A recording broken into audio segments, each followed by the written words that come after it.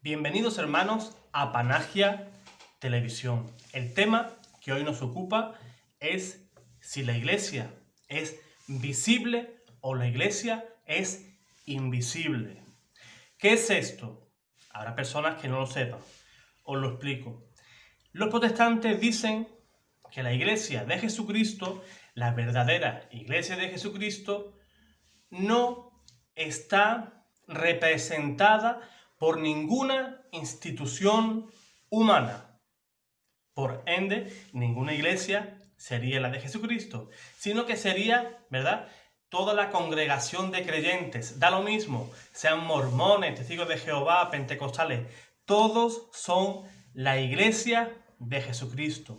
Jesucristo no inventó, ¿verdad?, no fundó ninguna iglesia. Esa es la idea protestante. ¿Para qué? Para quitar de un zapatazo a la iglesia católica. Eso ni es bíblico, ni tan siquiera es histórico, porque existe una iglesia que por 2000 años, ¿verdad?, ha venido peregrinando por este mundo con sus luces y sus sombras también. Son 2000 años de historia. Da tiempo para todo, para tener muchas luces y para tener muchas sombras. Los protestantes no pueden demostrar tener una sucesión apostólica, ¿verdad? Tampoco gozan de un sacerdocio válido. Es más, ellos repudian esa idea que exista en el Nuevo Testamento un sacerdocio. Por eso inventaron la idea de que la iglesia de Jesucristo es cada uno de nosotros. Yo soy la iglesia. El otro hermano dice, yo soy la iglesia. Y todos somos la iglesia. Cosa bien diferente es lo que enseña la Iglesia Católica. Yo soy iglesia. O sea, yo soy una piedra viva, ¿verdad?, de los cimientos de esa iglesia, pero yo no soy la iglesia.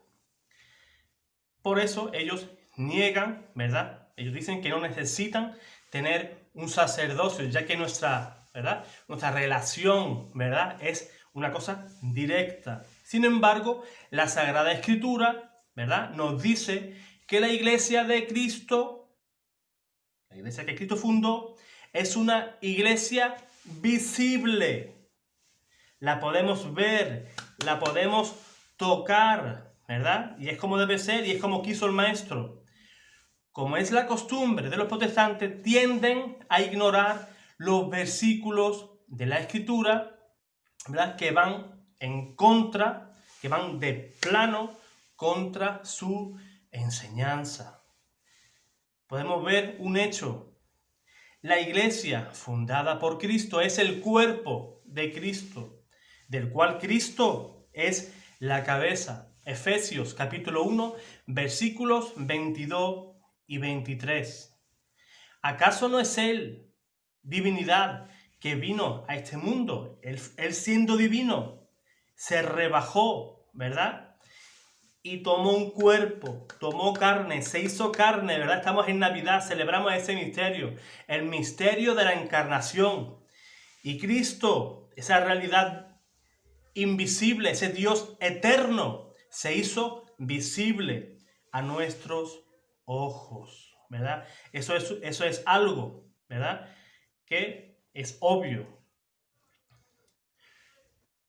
Para la teología protestante, que la iglesia sea jerárquica, que sea una institución visible, ellos eso no lo conciben, ¿verdad? Ellos no conciben esa idea. Pero tampoco sería concebible pensar que Cristo vino solamente en espíritu, sino que tomó un cuerpo, y a eso lo llamamos en la teología unión hipostática, ¿verdad? Son inseparables sus dos naturalezas unidas en una persona divina. Esas dos naturalezas no se pueden dividir, ¿verdad?, la una de la otra. La persona de Cristo posee la naturaleza invisible de su divinidad, pero al mismo tiempo tiene la naturaleza visible de su humanidad. Estas dos realidades, estas dos naturalezas, no pueden ser divididas. Tampoco puede su cuerpo visible, la Iglesia, ser separado de su humanidad o su divinidad invisible, ¿verdad? Consecuentemente, igual que Cristo tiene dos naturalezas, humana y divina, su cuerpo, que es la Iglesia, también tiene dos naturalezas, una invisible en su divinidad, fue instituida por Dios mismo y es visible en su humanidad. Esto explica cómo la Sagrada Escritura puede hacer, ¿verdad?, estas declaraciones que en un principio pueden ser contradictorias. Fíjense, vamos a leer Efesios capítulo 5, versículos del 25 al 27. Vamos a hacer un paralelo entre dos versos. Dice así: marido, amad a vuestras mujeres como Cristo amó a la Iglesia y se entregó él mismo por ella para santificarla, purificándola con la palabra en el baño del agua, a fin de presentarla delante de sí mismo como Iglesia gloriosa, sin mancha, ni arruga, ni nada semejante, sino santa e inmaculada. Este versículo se refiere a la naturaleza divina, la institución divina, esa institución que instituyó Cristo, es algo obvio. También la Sagrada Escritura nos da el siguiente versículo que puede parecer contradictorio al este anterior que hemos leído. Fíjense, dice Jesús: es inevitable que sobrevengan escándalos, pero hay de aquel por quien venga. ¿Qué dicen los protestantes? La Iglesia Católica no puede ser de Cristo porque allí hay escándalos. ¿Qué dice el Señor? Es inevitable.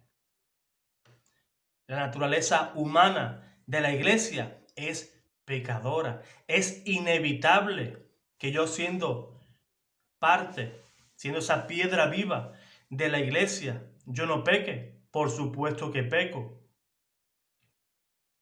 Eso es algo inevitable y Cristo mismo lo dejó dicho. Es inevitable que sobrevengan escándalos. Fíjense en la Iglesia apostólica en sus inicios. ¿Vas a buscar una iglesia más perfecta que esa? No la hay. Fíjate, un apóstol lo traicionó, Pedro. También lo negó, no una, 3 veces. Uno dudó de él, Santo Tomás. Todos, cuando digo todos los apóstoles lo dejaron solo. En la ignominia, en la cruz, en el sufrimiento, lo dejaron solo. Todos corrieron lejos del Maestro. Y hoy todos ellos son santos, menos aquel que le entregó. La palabra iglesia es mencionada en cerca de 74 veces. Puede depender según la traducción de la iglesia, de la Biblia, perdón.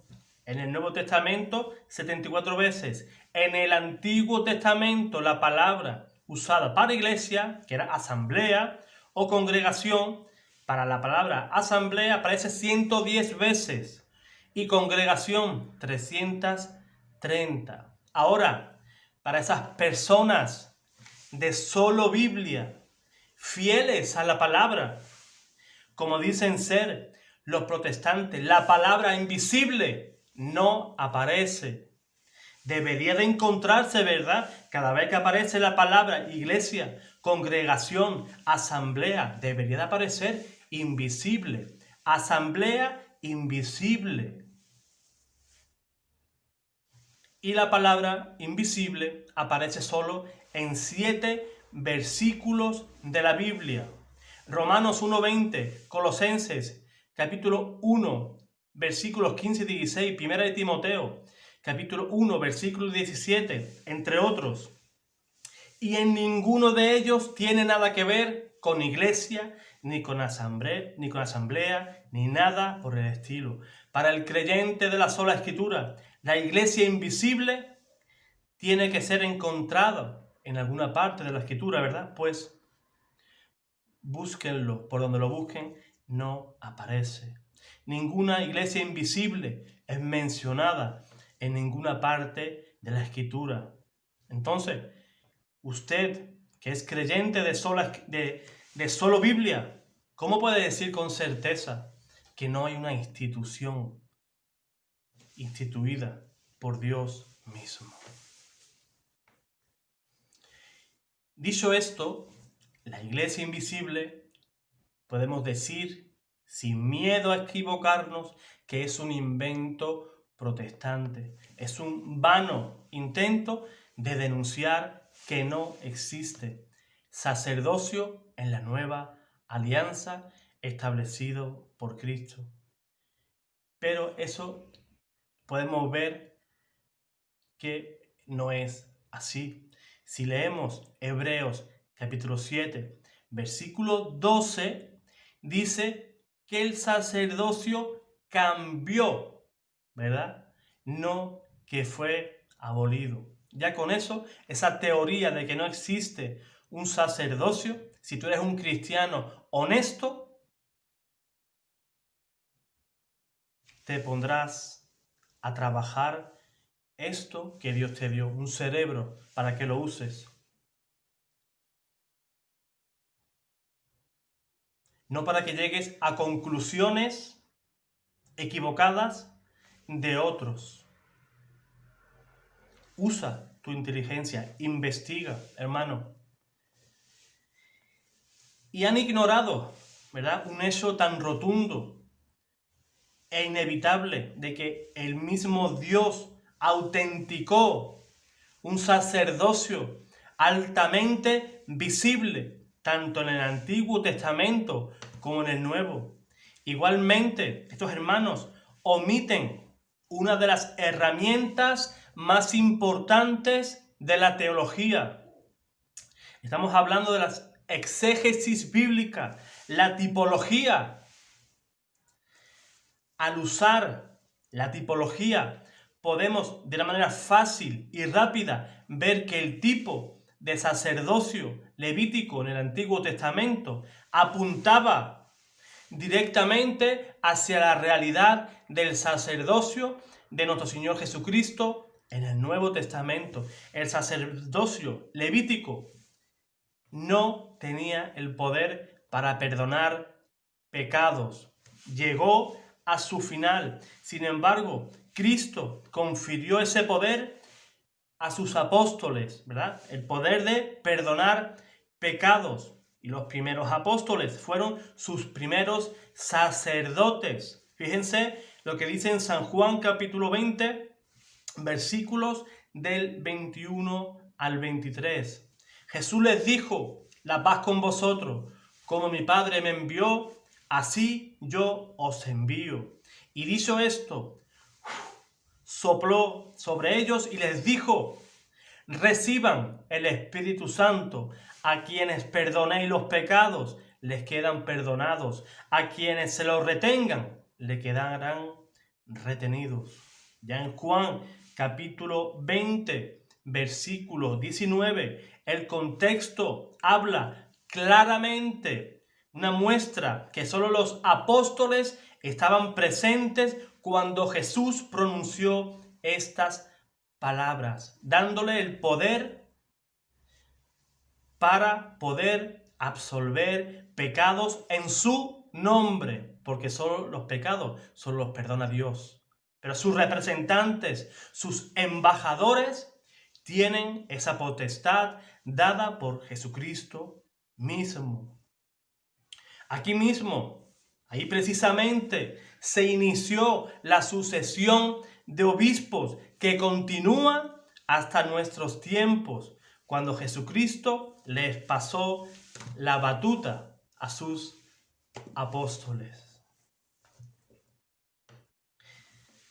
Igualmente podemos ver en Lucas 22:19, y nuevamente estando a solas con sus apóstoles presentes, Jesús instituyó la Eucaristía, el único culto dejado por Cristo, y les dijo las siguientes palabras: tomó luego pan y dadas las gracias, ahí está Eucaristía en griego, para los que dicen que no aparece esa palabra, y dadas las gracias, y dadas las Eucaristías, lo partió y se los dio diciendo: esto es mi cuerpo, que es entregado por vosotros.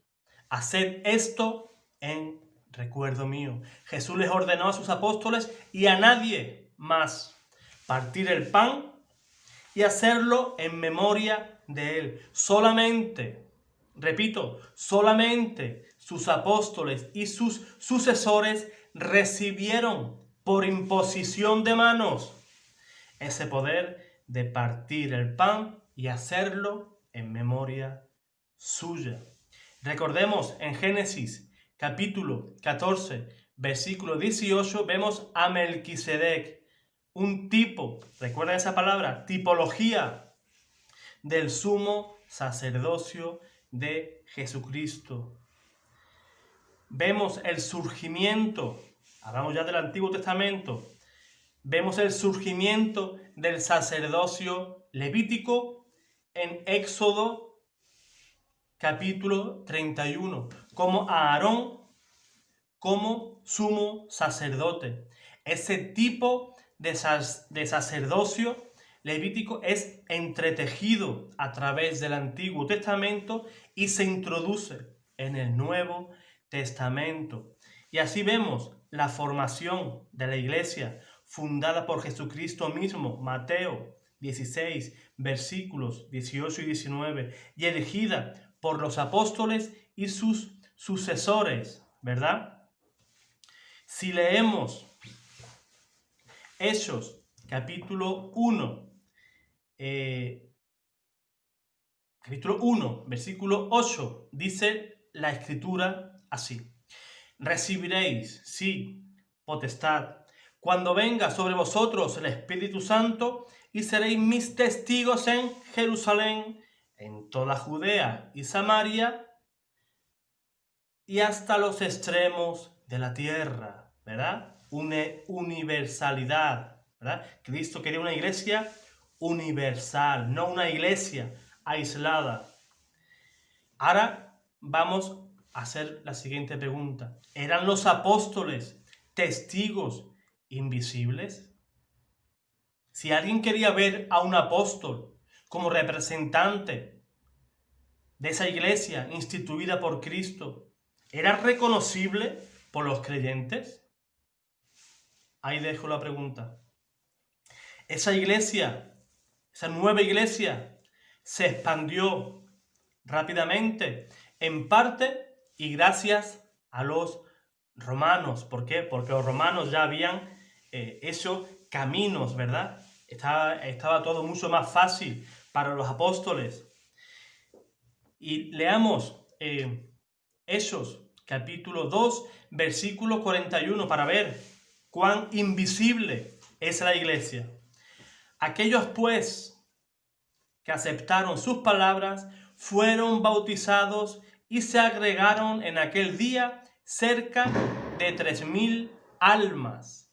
O sea, 3,000 personas ese día se convirtieron en cristianos a través del bautismo. Dice en Hechos capítulo 5, versículo 14: agregándose todavía más creyentes al Señor, muchedumbres de hombres y de mujeres. Hechos capítulo 16, versículo 5: así pues, las iglesias se fortalecían en la fe y se aumentaba cada día en número, ¿verdad? Ya la iglesia iba creciendo, ¿verdad? leamos Hechos, capítulo 11, versículo 22, para que veamos que la ordenanza de Cristo hecha en Hechos 1, versículo 8, se fue cumpliendo. Hechos, capítulo 11, versículo 22.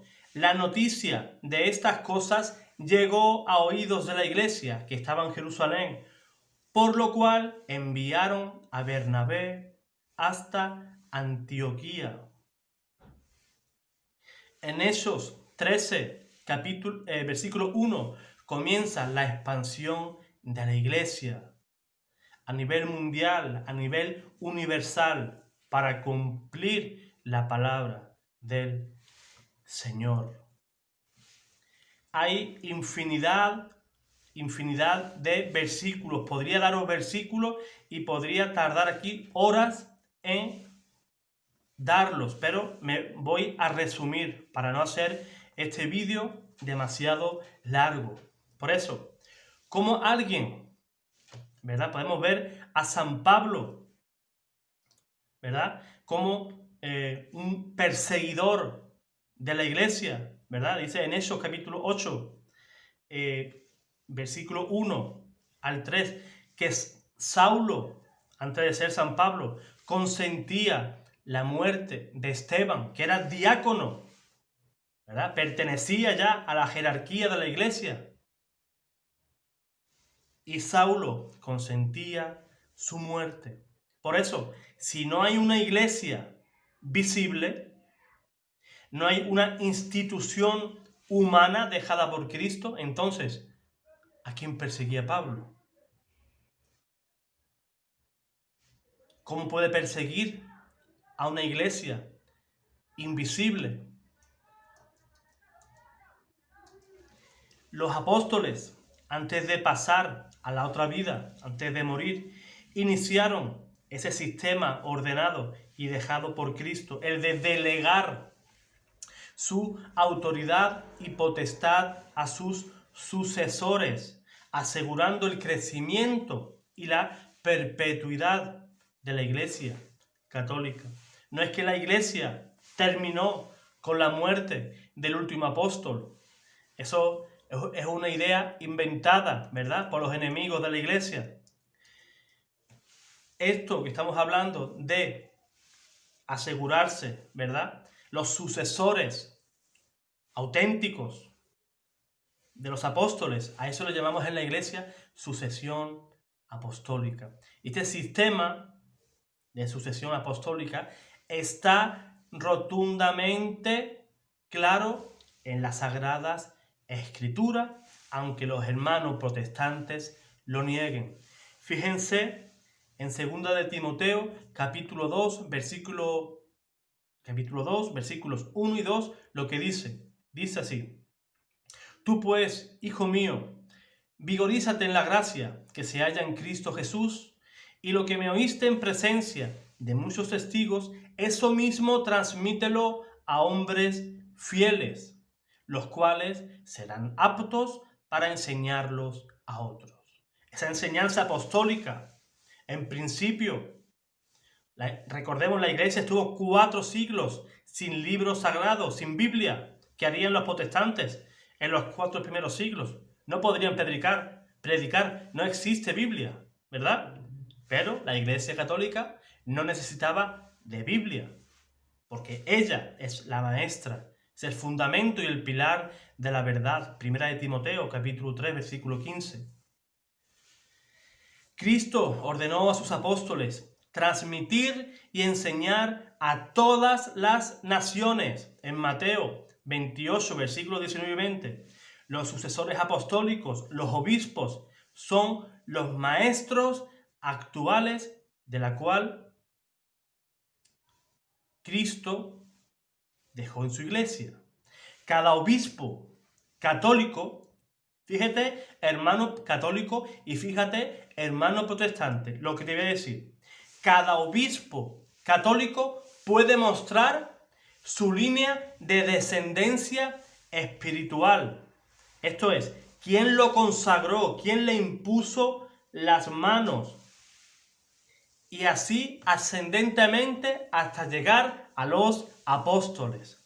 Jesucristo estableció una autoridad especial en los apóstoles. Esta autoridad especial ha sido transferida a través de todos los obispos de la Iglesia de una manera ininterrumpida y sucesivamente durante 2000 años.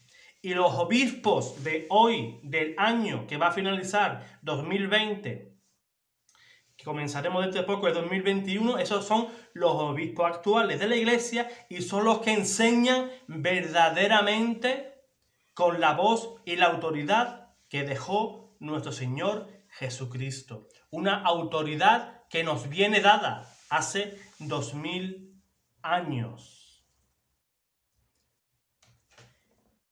Fíjense que durante 2000 años la Iglesia ha sido perseguida. Imperio Romano, el nazismo, el socialismo, la masonería, el ateísmo, el protestantismo. Todo eso va a quedar atrás. Los nazis han desaparecido. El Imperio Romano desapareció. Los herejes que atacaron a la Iglesia desaparecieron. Pero la Iglesia sigue en pie, con sus verdaderos ministros instituidos por Jesucristo. Fíjense lo que dice el Salmo 127, versículo 1. Dice, si el Señor no construye su casa, en vano se afanan los constructores. Si el Señor no guarda la ciudad, en vano vigila la guardia. La Iglesia ha tenido enemigos poderosísimos. Pregúnteles a Napoleón. Ejércitos poderosísimos que podrían haber masacrado la Iglesia entera, pero no ocurrió. No ocurrió. Cristo está con su Iglesia. Y ese versículo que se agrega a los evangélicos, si Cristo está conmigo, ¿quién es contra mí? Eso se lo podemos referir tranquilamente a la Iglesia, porque Cristo siempre ha estado con su Iglesia y no ha permitido que esta institución, dejada por Él mismo, desaparezca. Y la Iglesia, el pueblo de Dios, ni en el antiguo Israel, ni hoy mismo en la Iglesia, el nuevo pueblo de Dios, nunca Dios dejó a su pueblo solo. Nunca lo dejó solo, siempre lo dejó bajo la jurisdicción de una cabeza bien visible. Si vemos en el Antiguo Testamento, podemos ver a Moisés, Josué, etcétera, etcétera, etcétera.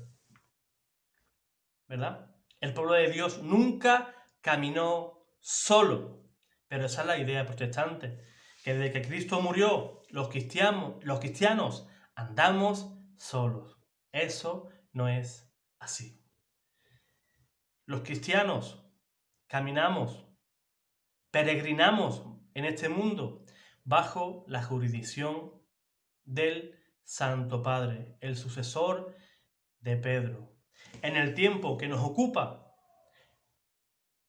el Papa, que es el que está sentado en la cátedra de Pedro, es Francisco.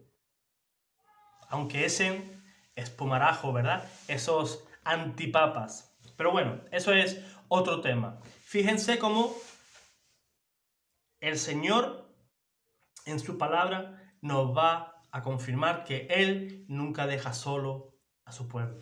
Vamos a leer Números capítulo 27, versículos del 15 al 23. Dice así: Entonces Moisés habló a Yahvé diciendo: Yahvé, el Dios de los espíritus de todos los vivientes, un varón que gobierne este pueblo, que salga delante de ellos y entre delante de ellos, que los saque y los introduzca, para que el pueblo de Yahvé no sea como un rebaño sin pastor. Dios no quiere que su pueblo sea un rebaño sin pastor.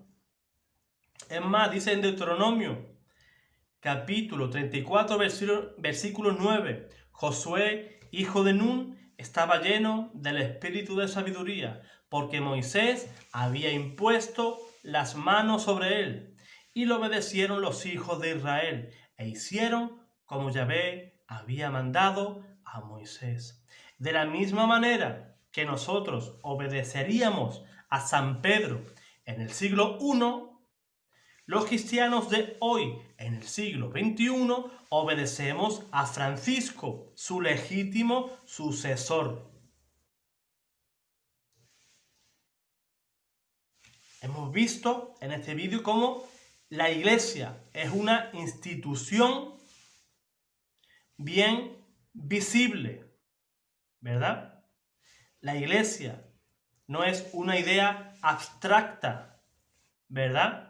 Porque esa idea es la que tienen los protestantes para justificarse, para poder crear, ¿verdad?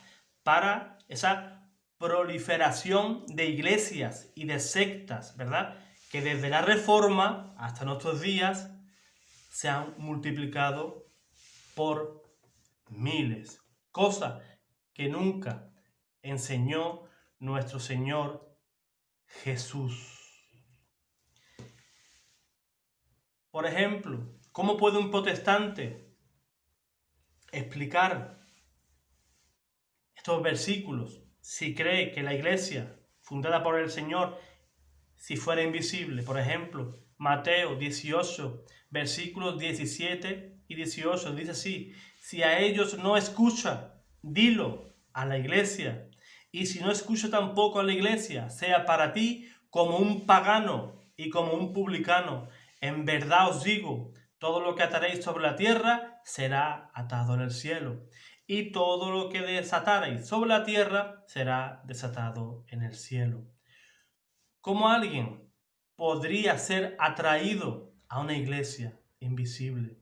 Para aquellos creyentes de la sola Escritura, a fin de satisfacer la palabra de Dios expresada en estos versículos, te hago una pregunta: ¿a cuál iglesia hubieras permanecido si hubieras vivido en el año 100, o en el 300, o en el 700, o en el año 1000, o en el año 1400 después de Cristo?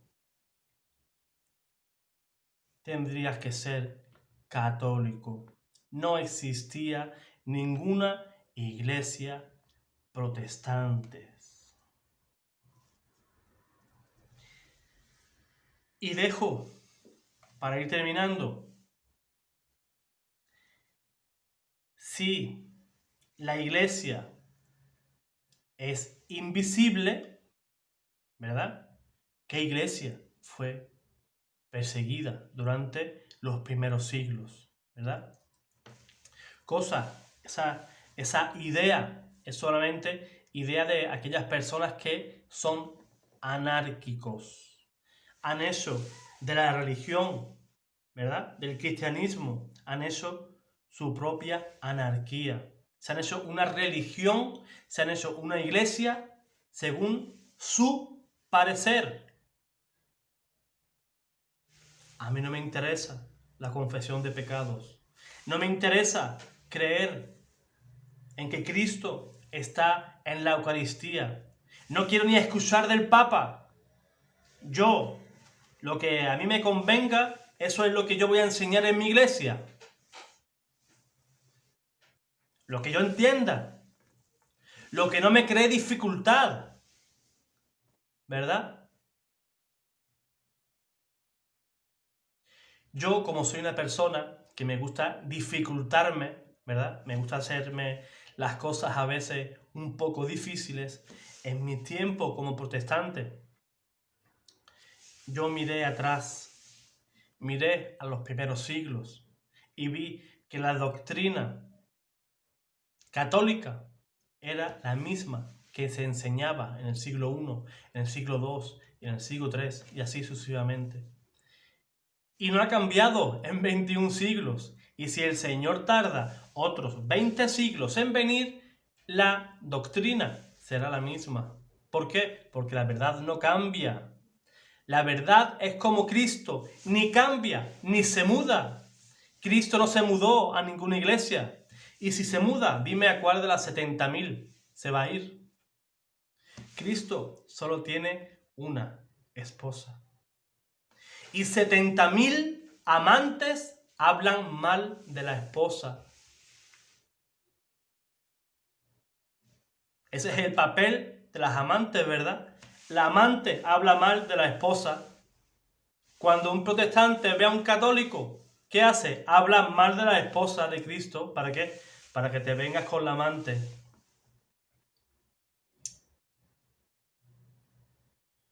Así son las cosas y así te las he contado. Con todo mi amor y con todo mi cariño. Yo espero haber dejado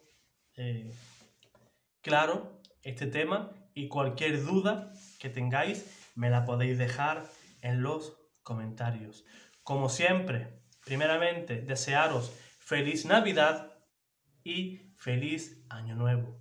Y que el Señor te guarde y el Señor te bendiga.